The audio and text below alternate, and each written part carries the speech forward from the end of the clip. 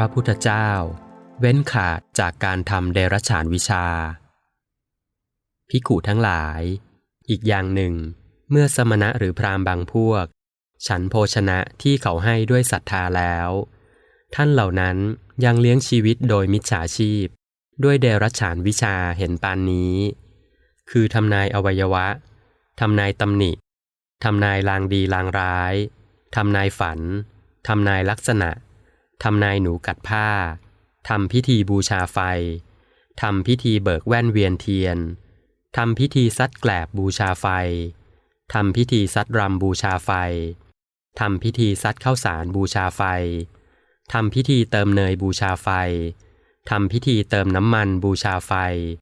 ทำพิธีเสกเป่าบูชาไฟทำพลีกรรมด้วยโลหิตเป็นหมอดูอวัยวะดูลักษณะที่บ้านดูลักษณะที่นาเป็นหมอปลุกเสกเป็นหมอผีเป็นหมอลงเลขยันคุ้มกันบ้านเรือนเป็นหมองูเป็นหมอยาพิษเป็นหมอแมลงป่องเป็นหมอรักษาแผลหนูกัดเป็นหมอทายเสียงนกเป็นหมอทายเสียงกาเป็นหมอทายอายุเป็นหมอเสกกันลูกศรเป็นหมอทายเสียงสัตว์ส่วนสมณโคดมเว้นขาดจากการเลี้ยงชีวิตโดยมิจฉาชีพด้วยเดรัจฉานวิชาเห็นปานนี้เสียแล้วเมื่อปุถุชนจะกล่าวสรรเสริญตถาคตพึงกล่าวสรรเสริญอย่างนี้อีกอย่างหนึ่งเมื่อสมณะหรือพราหมณ์บางพวกฉันโภชนะที่เขาให้ด้วยศรัทธาแล้วท่านเหล่านั้นยังเลี้ยงชีวิตโดยมิจฉาชีพด้วยเดรัจฉานวิชาเห็นปานนี้คือทายลักษณะแก้วมณีทายลักษณะผ้าทายลักษณะไม้พลองทายลักษณะสัตราทายลักษณะดาบทายลักษณะศรทายลักษณะธนูทายลักษณะอาวุธทายลักษณะสตรีทายลักษณะบุรุษทายลักษณะกุมารทายลักษณะกุมารีทายลักษณะทาสทายลักษณะทาสีทายลักษณะช้างทายลักษณะม้าทายลักษณะกระบือทายลักษณะโคอุสภะทายลักษณะโคทายลักษณะแพะทายลักษณะแกะทายลักษณะไก่ทายลักษณะนกกระทาทายลักษณะเหี้ยทายลักษณะตุ่นทายลักษณะเต่าทายลักษณะมรึกส่วนสมณโคดมเว้นขาดจากการเลี้ยงชีวิตโดยมิจฉาชีพด้วยเดรัจฉานวิชาเห็นปานนี้เสียแล้วเมื่อปุถุชนจะกล่าวสรรเสริญตถาคตพึงกล่าวสรรเสริญอย่างนี้อีกอย่างหนึ่งเมื่อสมณะหรือพราหมณ์บางพวกฉันโภชนะที่เขาให้ด้วยศรัทธาแล้วท่านเหล่านั้นยังเลี้ยงชีวิตโดยมิจฉาชีพด้วยเดรัจฉานวิชาเห็นปานนี้คือดูฤกษ์ยาตราทัพว่าพระราชาจักยกออกพระราชาจักไม่ยกออกพระราชาภายในจักยกเข้าประชิดพระราชาภายนอกจักถอย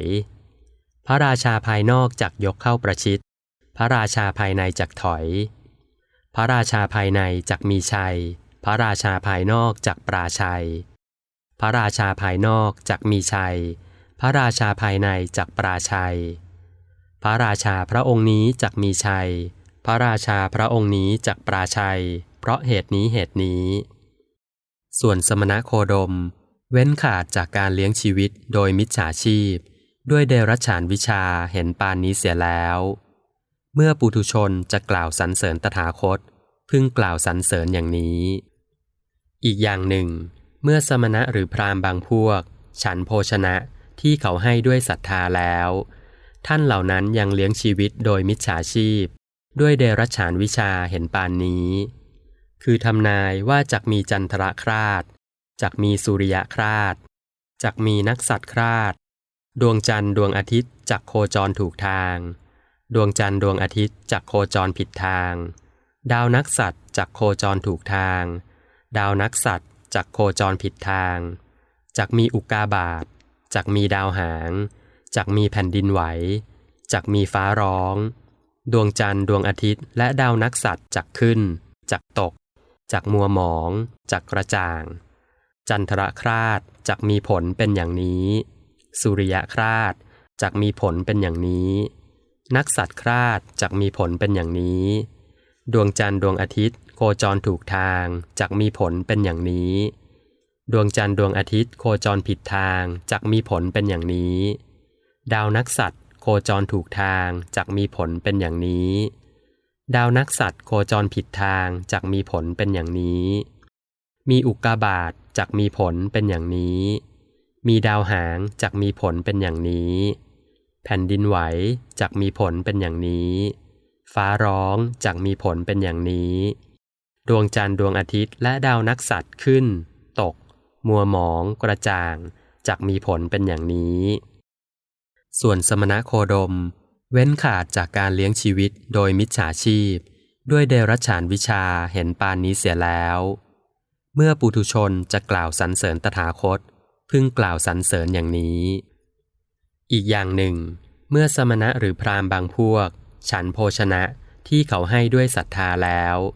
ท่านเหล่านั้นยังเลี้ยงชีวิตโดยมิจฉาชีพด้วยเดรัจฉานวิชาเห็นปานนี้คือทำนายว่าจักมีฝนดีจักมีฝนแล้งจักมีอาหารหาได้ง่ายจักมีอาหารหาได้ยากจักมีความเกษมจักมีภัยจักเกิดโรคจักมีความสำราญหาโรคมิได้หรือคำนวณฤกษ์ยามคำนวณดวงชะตาจับยามแต่งกาบโลกายตศาสตร์ส่วนสมณโคดมเว้นขาดจากการเลี้ยงชีวิตโดยมิจฉาชีพด้วยเดรัจฉานวิชาเห็นปานนี้เสียแล้วเมื่อปุถุชนจะกล่าวสรรเสริญตถาคตพึงกล่าวสรรเสริญอย่างนี้อีกอย่างหนึ่งเมื่อสมณะหรือพราหมณ์บางพวกฉันโภชนะที่เขาให้ด้วยศรัทธาแล้วท่านเหล่านั้นยังเลี้ยงชีวิตโดยมิจฉาชีพด้วยเดรัจฉานวิชาเห็นปานนี้คือให้ฤกษ์อาวาหะมงคลให้ฤกษ์วิวาหะมงคล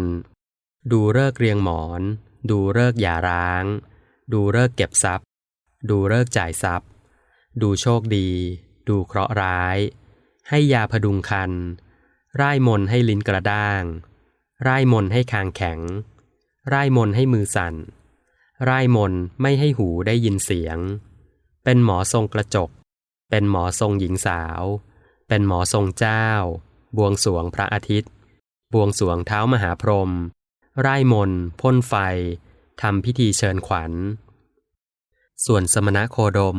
เว้นขาดจากการเลี้ยงชีวิตโดยมิจฉาชีพด้วยเดรัจฉานวิชาเห็นปานนี้เสียแล้วเมื่อปุถุชนจะกล่าวสรรเสริญตถาคตพึงกล่าวสรรเสริญอย่างนี้อีกอย่างหนึ่ง